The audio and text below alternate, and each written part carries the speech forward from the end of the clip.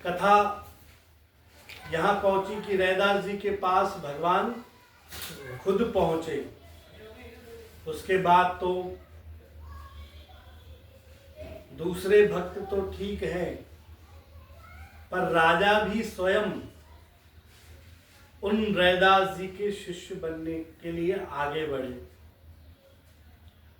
रैदास जी शरीर से तो वही अपना कर्म करते रहे, पर अपने भाव राज में हमेशा निरंतर भगवान का चिंतन करते रहे। वह अपने मोची का काम करते रहे, जूते बनाते थे, तब भी भगवान हमेशा निरंतर उनके दिमाग में रहते।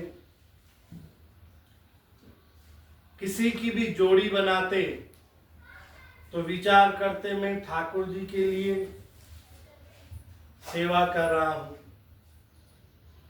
यह मैं अपने ठाकुर जी के लिए ही बना रहा हूं। इस प्रकार का भाव रखकर वह अपनी भी सेवा करते रहे। बोलो जय श्री कृष्ण, बोलो राधे श्याम। एक बार रैदास जी अपने भाव राज में भगवान की सेवा कर रहे थे। सेवा के बाद उनके पास एक पात्र था जिसमें वो चमड़ा भिगोकर रखते थे, जिसके बाद वो उस चमड़े से चप्पल जूते बनाते थे। तो वो भावराज में पूजा कर रहे थे और उस भावराज में भगवान की पूरी सेवा कर कर, जैसे भगवान को स्नान कराया जाता है, उसके बाद चरणामृत पिया जाता है, बांटा जाता है, तो वो भावराज में सेवा कर कर उनके आगे जो चमड़ा भिगोने वाला पात्र पड़ा था उसमें से जल निकालकर चरणामृत बांट रहे थे।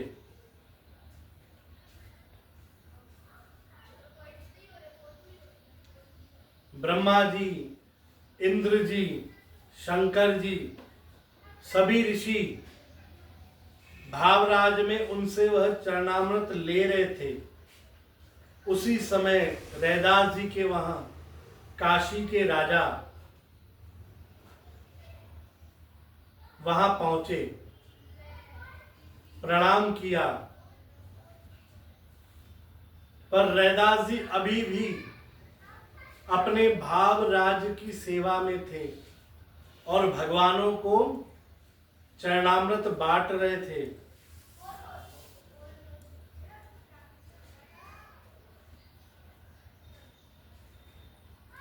जैसे ही राजा ने दोबारा से प्रणाम किया, रैदास जी ने विचार किया ये मुझे चरणामृत की मांगने के लिए याचना कर रहे हैं। तो रैदास जी ने वही कठोते में से जिसमें जूते बनाने के चमड़े को भिगोकर रखा जाता था, उसी में से जल भरकर राजा के आगे चरणामृत के लिए दिया। राजा ने विचार किया यह तो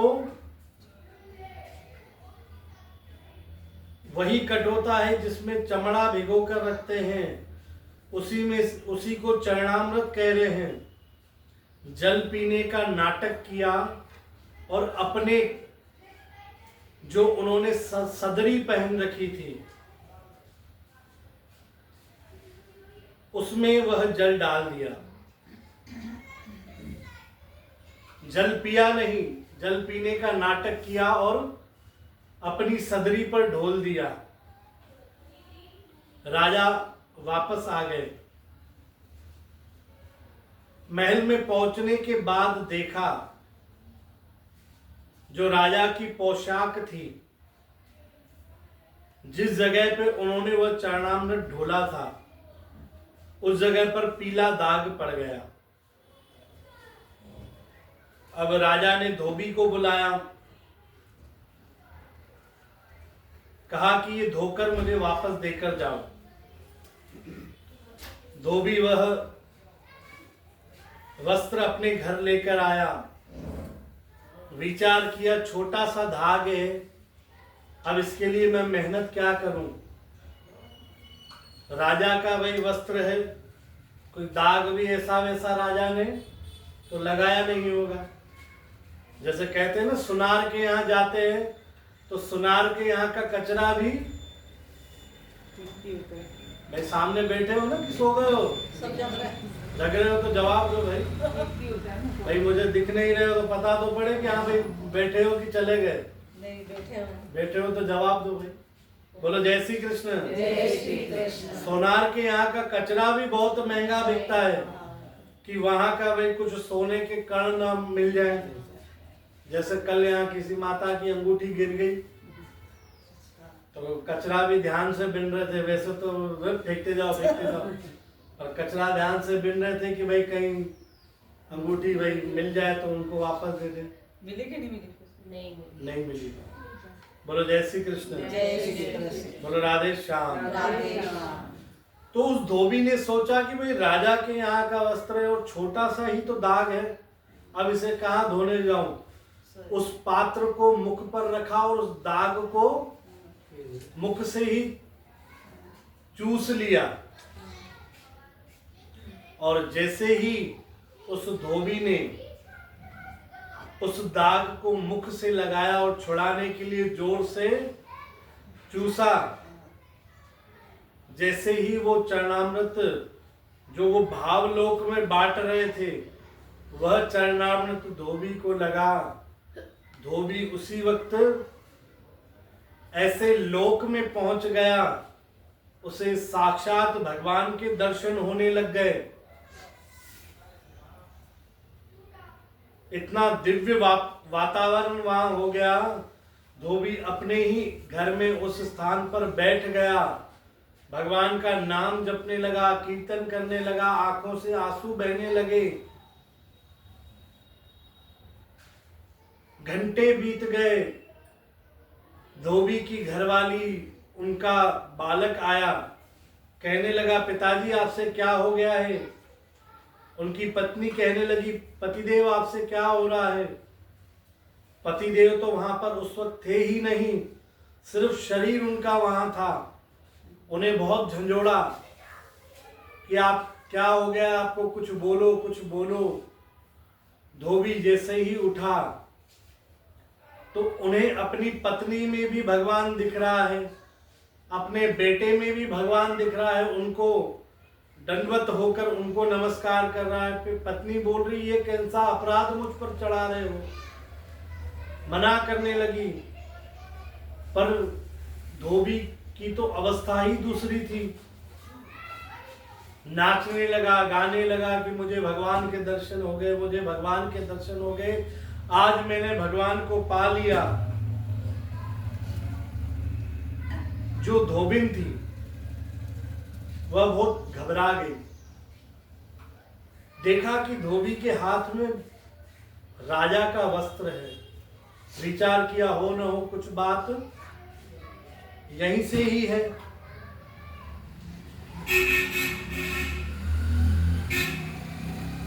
दौड़ते दौड़ते राजा के पास पहुंची,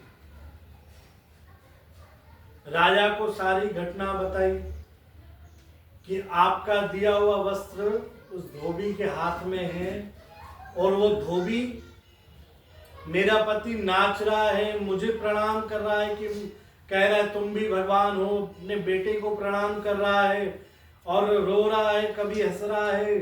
मुझे तो लग रहा है कुछ पागलपन के दौड़े पड़ रहे हैं। आप देखो। सिपाही को भेजकर धोबी को बुलाया गया। धोबी अभी भी उसी स्थिति में था। राजा ने गौर से देखा, मन में विचार किया कि ऐसी स्थिति तो मैंने रैदास जी की देखी थी जब मैं रैदास जी से मिलने गया था। आंखें चढ़ी हुई हैं, नाम में मग्न हैं, चेहरे पे मंद मंद मुस्कान है, आंखें बंद कर कर सबको प्रणाम कर रहे हैं, नतमस्तक हो रहे हैं। यह स्थिति तो मैंने रैदास जी की देखी थी। धोबी को उस भाव राज्य से जगाने की कोशिश करी। और पूछा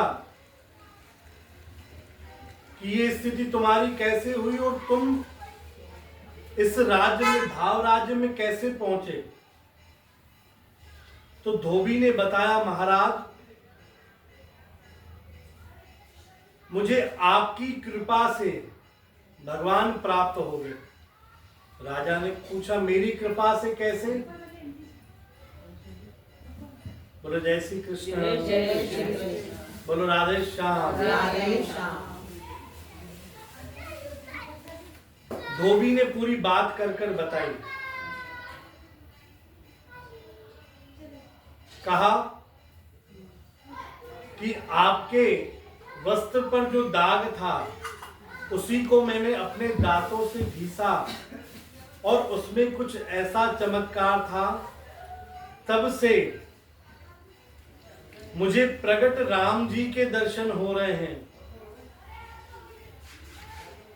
अब राजा को पूरी बात समझ में आ गई कि जो चरणामृत मुझे रैदास जी दे रहे थे, मैंने उसे अस्वीकार कर दिया कि ये चमड़े का पानी है। इसे मैं कहा, ये तो अपने भावराज में जैसे जल उठाकर दे दिया। मैंने जिस जल को ठुकराया उस जल के कारण इस धोबी को भगवान के दर्शन हो गए। अपनी गलती पर पछतावा हुआ। धोबी तो अपनी नाम मस्ती में रहा। राजा अब रैदास जी के पास वापस पहुंचे। बोलो जय श्री कृष्ण, जय श्री कृष्ण। राजा रैदास जी के पास वापस पहुंचे। रैदास जी समाधि में थे। अब की बार राजा ने प्रणाम कर कर सीधे रैदास जी से कहा, रैदास जी मुझे भी वो चरणामृत दीजिए। रैदास जी ने कहा, एक चर्मकार के यहाँ, एक मोची के यहाँ कठोते का जल मिलेगा, चमड़ा भिगोने वाला जल मिलेगा, यहाँ चरणामृत अब तुम्हें नहीं मिलेगा। अब ये जल आपके योग्य नहीं है। बोलो जय श्री कृष्ण, जय श्री कृष्ण। अब राजा ने खूब पछतावा किया, पर राजा को वो जल नहीं प्राप्त हुआ। अब आगे भी रैदास जी की लीला है और रैदास जी ने नामदेव जी के साथ क्या लीला करी वो भी आगे हम सुनेंगे। आज की कथा को हम यहीं पे रख रहे हैं। कल समय से हम पधारें, रैदास जी के कुछ इतिहास हम और सुनेंगे और नामदेव जी को उन्होंने क्या भेंट करी हम वो भी सुनेंगे। श्री कृष्ण गोविंद हरे मुरारी, हे नाथ नारायण वासुदेवा। श्री कृष्ण गोविंद हरे मुरारी, हे नाथ नारायण वासुदेवा।